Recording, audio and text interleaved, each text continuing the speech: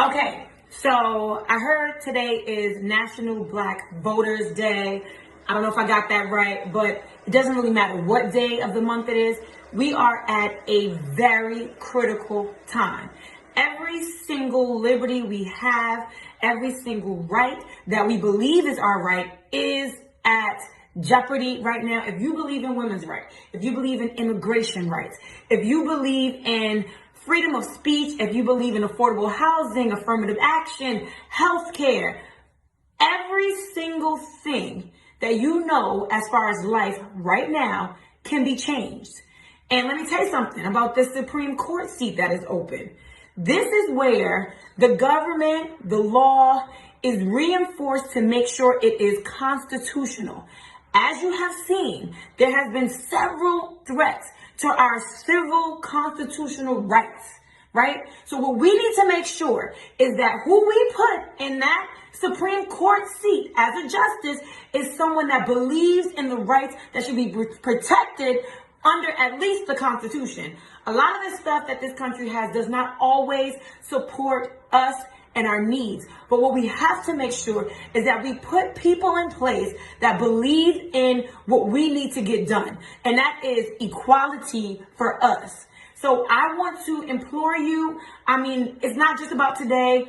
If you know people that are not voting, if you know people that are not registering or that are spreading the word that my vote will do nothing, your vote will do nothing because you have done nothing. You have got to get out there and vote. And I'm just not talking about November 3rd.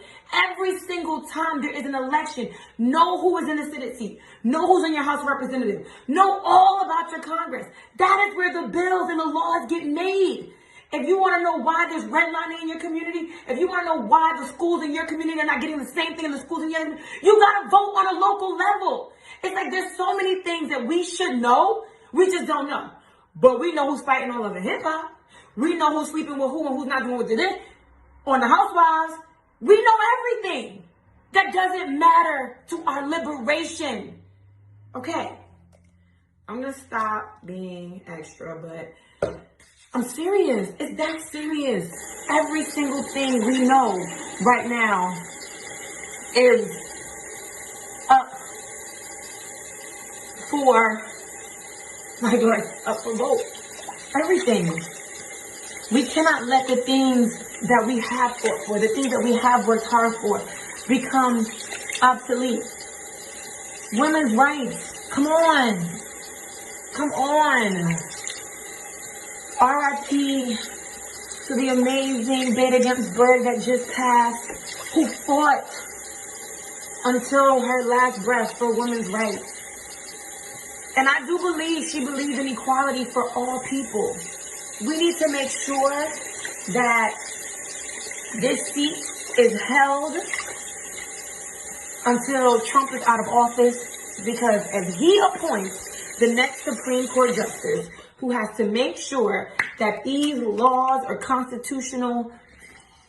Oh my gosh. I'm telling you, we might go back to Jim Crow.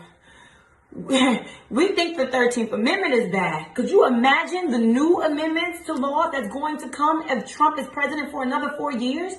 We, the Black people of America, the people of color, the indigenous people, women that care about women's rights, and everybody else that is a marginalized community, if we want our rights protected, we have to get out and vote. But more importantly, we have to encourage our communities to get out and vote. In every single state that did not win Trump's vote, or however many votes, Hillary lost by in the election, there were more people of color that did not vote than the amount of votes he lost by. And I'll provide evidence of that in my next post or tomorrow's post. I gotta find it because I saw someone post it. We have to make sure we are putting our children's future at the forefront of this. We cannot afford to do nothing, or we have no right to do nothing. My brother, my son, says something to that effect, and it's powerful because we can't. We can't now. Even if you didn't vote before because you felt like it's no way Trump is going to win, or look what happened. And you would have never thought all the things that have been happening would occur. This man has been impeached. It's like, I can't even express. Yeah, well, listen. We have work to do, okay? Please, we have work to do.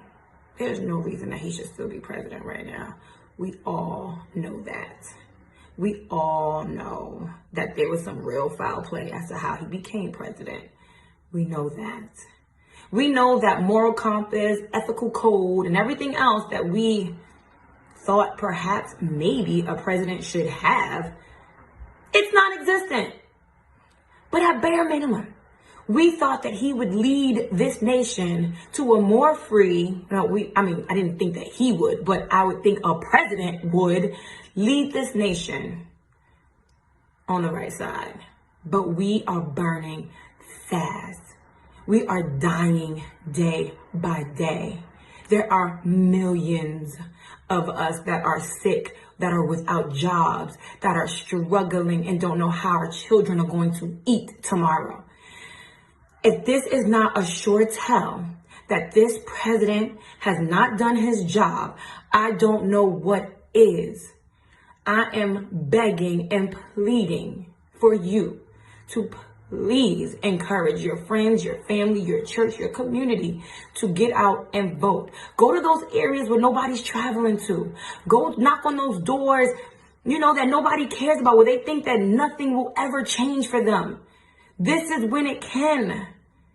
We gotta help them register and vote on a local level as well.